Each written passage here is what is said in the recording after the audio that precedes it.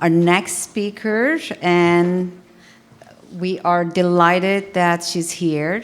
She's, as we said, Bryn does the research and advocacy, but we do need legislation, and we have someone who has been dedicated to really fight on your behalf, on behalf of the eating disorder field, to really prevent some activities that contribute to the development of eating disorders. We hear that as a professional. I hear that a lot, how someone's been, sometimes a benign comment by a pediatrician about you need to lose a little bit of weight can really contribute to eating disorders. And, as Dr. Austin was talking about, it is so easy to have access to diet pills, and we don't know what's in them.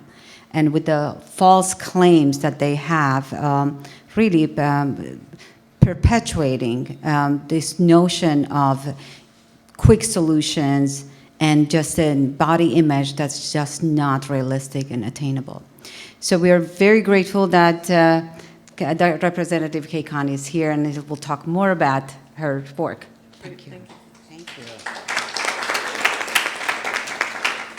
Thank you very much for that introduction, and I'm also delighted to be here and delighted to learn more about CEDC and the work that's going on here. And I've very much enjoyed working with Dr. Austin. We've been working together now for actually quite a while. And this is actually the second session that we have filed the banning of the dietary supplements. And we've just started out on the sort of, they call photoshopping, or the bill related to the image of women in advertising. So again, I'm delighted to be here. And I think that Dr. Austin really said a lot about the two bills. And I think I'll spend a little bit of time telling you more about the legislature, because I think that's important. And I just wanted to add, she gave you great advice, but I'm going to add one more piece to that, in that are you all from Massachusetts? Everybody here from Massachusetts? Not everybody, but most maybe are? Okay, so I'm going to give you another assignment. And the assignment is that I want you to find out who is your specific legislator, because as legislators, we love to hear from our constituents, and our constituents are the ones that we really pay attention to. So I think it's important and you can do that by going online, and you just write in, where do I vote? Hopefully you're all registered to vote. If not, I would urge you to make sure you're registered to vote, and then figure out who represents you. You have two representatives. You have a state representative, which is what I am, and then you have a state senator who also represents you. So the state representatives, we represent about 40,000 people, and the state senators represent about 150,000 people. So the legislators work together, so I work very closely with my senator, and we try to support each other in terms of legislation that we're all working on. So I think that's critically important, because if you sign up for Lobby Day, which I hope you do, and I was glad to hear that you're beginning to think about organizing a Lobby Day, because that's very, very effective. And it's a good tool for teaching you more about what it's like to be in the legislature for the day, to get together and go out to meet your own legislators. And so that can be critically important. And legislators really as I said, like to hear from their own constituents. So if you want to go as a group to a particular office, you want to make sure one of the people in your group represents that particular, is represented by that particular legislator. And I would also say that if the legislator isn't available, because we're pretty busy, we have great staff, and I wanted to just mention Amani. Oh, there she is. Amani Mansour, who is one of my legislative staff folks and helped me put all of this together today. So our staff are really wonderful as well, and important to talk to them, because they relate everything to us. So they would tell me that there was a group here today who were really coming to talk about eating disorders and support for the bills that we're talking about today. And that's good for me to hear. And then again, we're always wanting to hear from our own constituents. So just just to give you a little bit about how the legislature works, and it's the same across the country. So if you come from another state, you also would have a representative. So you might even want to check in with your, if you're in another state, check in and find out who actually does represent you in your other state, both again on the House and the Senate side. And you can talk to them, find out if a state, which state are you from, for example? Oh, I'm here in Massachusetts. Oh, okay. Somebody said they were. I'm from Rhode Island. Rhode Island, okay. So you want to find out who represents you, and you could find out from that particular legislator if they have legislation that is working on these issues. And I think one of the bills that we filed on the sort of photoshopping idea is the first time that this has been filed, I think, all across the country. And so it would be interesting to have the opportunity to even talk to your own legislator about this particular piece of legislation and both pieces of legislation. And we, as legislators, so because I'm the House sponsor, they can certainly get in touch with me. Bryn could, give you our contact information, or Amani, and we can send them copies of the bills. And maybe they would organize, and maybe that particular legislator would be interested in starting it off in Rhode Island, for example, or in another state.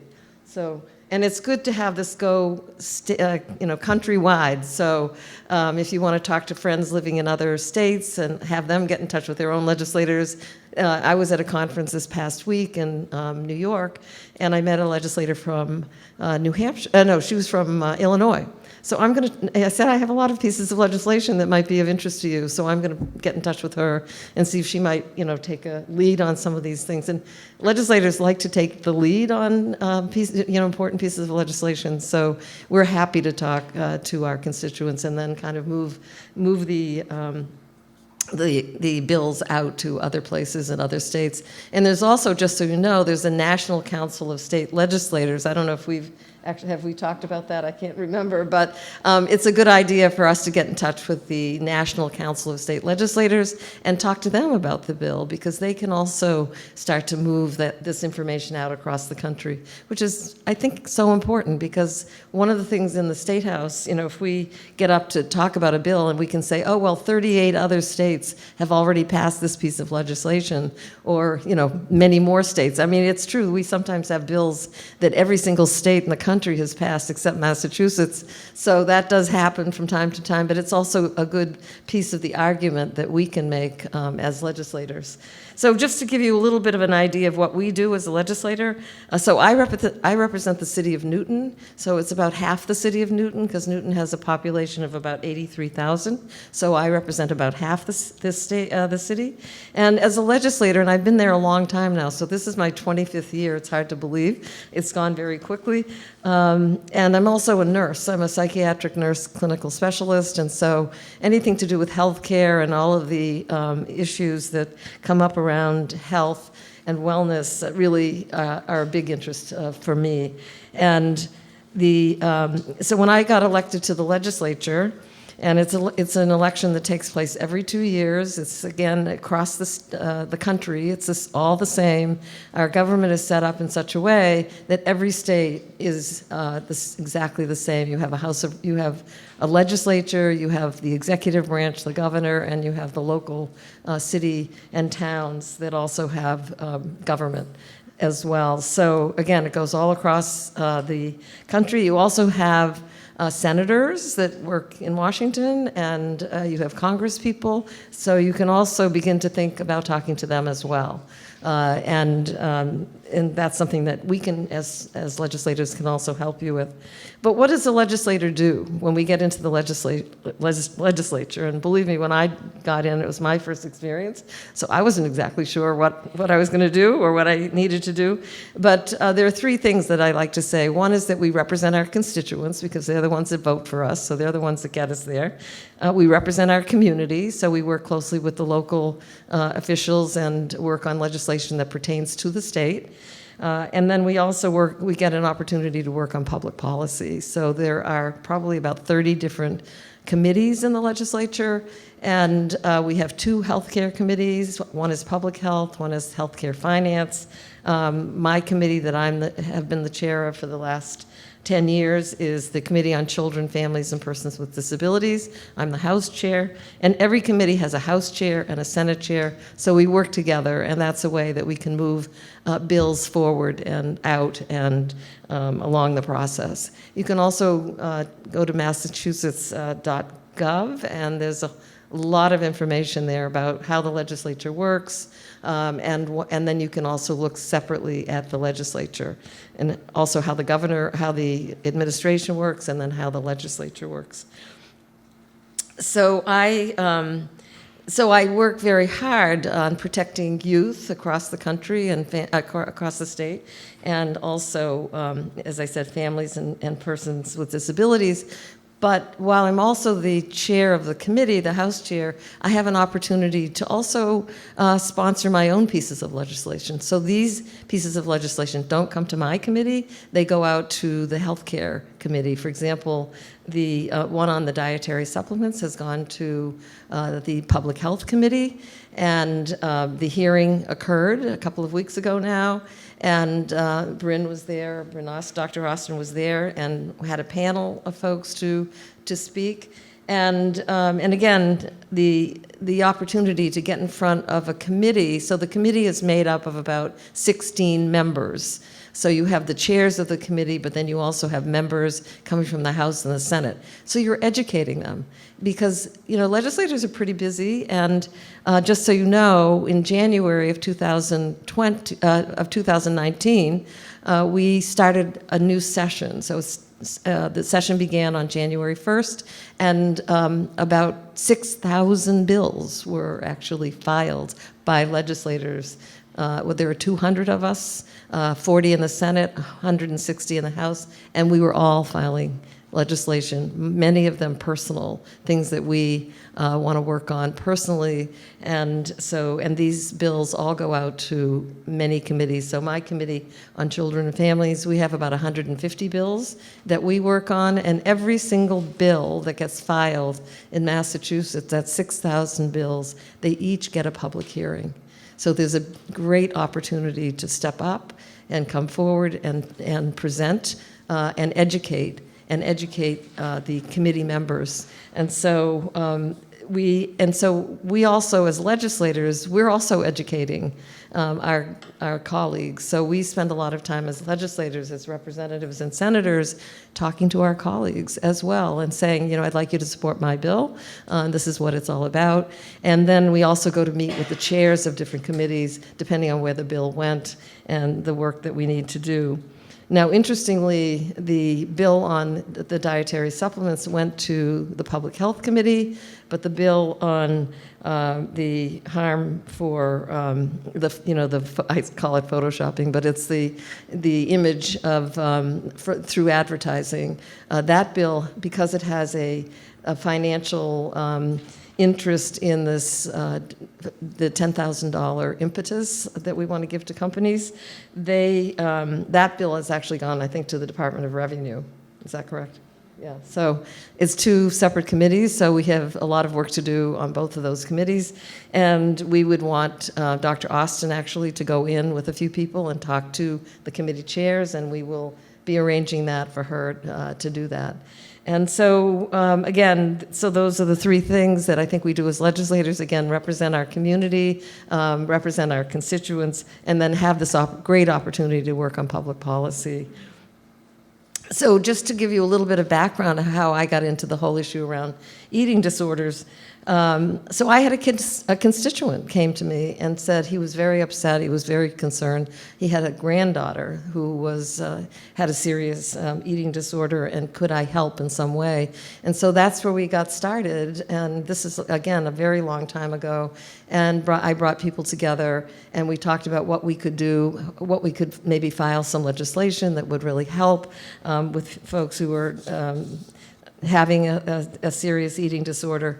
And we moved out to an agency not connected to the legislature, but doing work on healthcare. So it was an organization called Health Law Advocates. So I worked with the. Oh, really? I did. Okay. Great.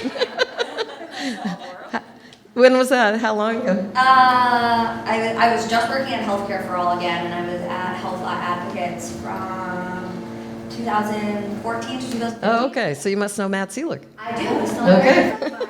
So Matt Seelig started in my office, and he worked for me for 6 years. He was my the only aide that I had in my office at the time when I started out, and he's wonderful. So he was with me when we began this whole discussion about eating disorders, and there was another person in the. So we moved over to Health Law Advocates. They actually helped us organize a group of folks who were really interested in the issue, and the idea that we started out with was to have eating disorders be among a group of a part of the legislation, mental health legislation, looking at parity, so that legislation, that illness, whether it's a psychiatric illness or a health issue, would get the same kind of care and possibilities for insurance coverage.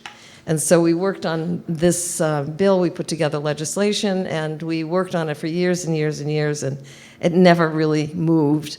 There was a moment when it did get included with the whole program that was working on parity, and it is considered to be parity, but I don't think it really covers exactly what we're looking for, so I continue to work on it.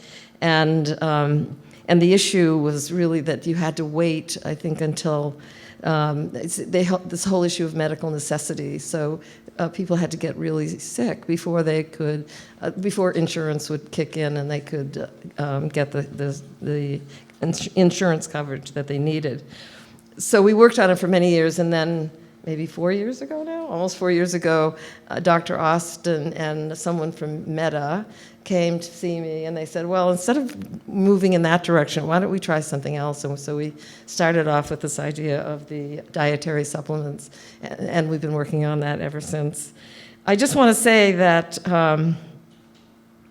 the problem is, and it's a big problem, that's why your help is so critical here, because the dietary supplement industry, as was already mentioned, is a $40 billion industry. And if you go into any of the supermarkets or the pharmacies or even some of these health companies that promote some of these supplements and look and see what's there, it is just amazing. I mean, next time you're in Walgreens or CVS or even Whole Foods. I was in Whole Foods yesterday, and I see a huge shelf just filled with all different containers, with all different kinds of dietary supplements. And they all say that this is not regulated. And this little thing at the bottom says it's not regulated by the FDA, and it's a dietary supplement.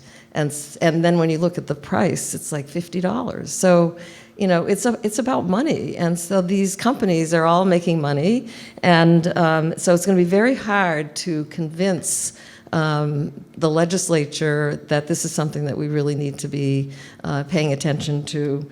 And so there's a lot of work that needs to be done. And again, all across the country, I think it's important. There has been some help from the attorney generals in the country. There are a number of attorney generals have signed a letter also sort of saying that we ought to be looking more at the dietary supplements, but it's not enough. It's a beginning.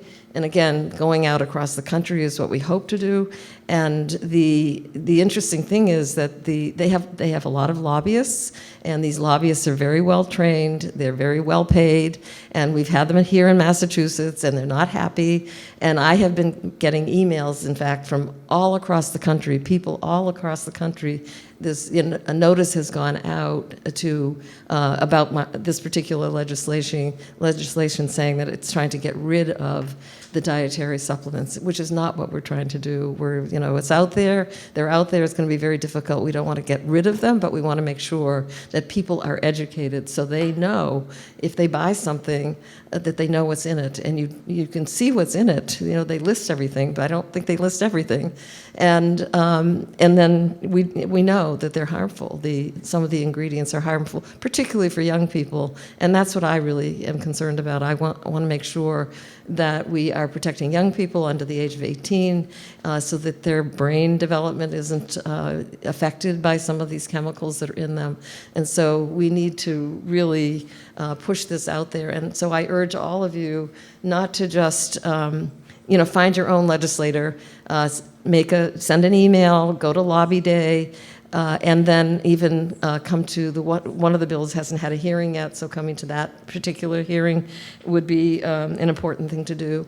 And I think that it's also something you can talk to your parents about and your friends and ask them for help, because we really need help to combat this.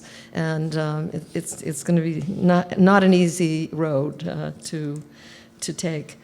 So I would just mention one of the other interesting things for me is that one of my friends is Jean Kilbourne. I don't know if that name means anything to all of you, but she actually had started down this path, believe it or not, in 1979. She started down this path of looking at advertising and the effects of advertising on particularly women, but both young men and young women. And there was a documentary that came out based on the work that she had done called Killing Us Softly. And I think you can probably find it on Netflix, but it's probably worth having a look at. And she actually continues, like Dr. Austin, to move around the world, talking about this. And so it's great that we have Dr. Austin and Jean Kilbourne and others who really know that this is something that we need to do, and we'll keep working on it. So I would just try to finish up, and happy to answer questions.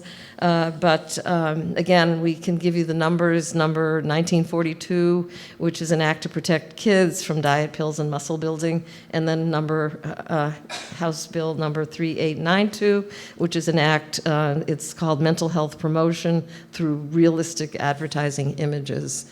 And again, there's a lot of work to do. I hope you'll all think about that and move out and stay connected with us. And CEDC, I'm sure, will be also out there trying to help. So again, thank you, and thanks for inviting me to be here today. You can stand here. Thank you so much. It really tells you it's a long road, right? You have to have a lot of patience. Right.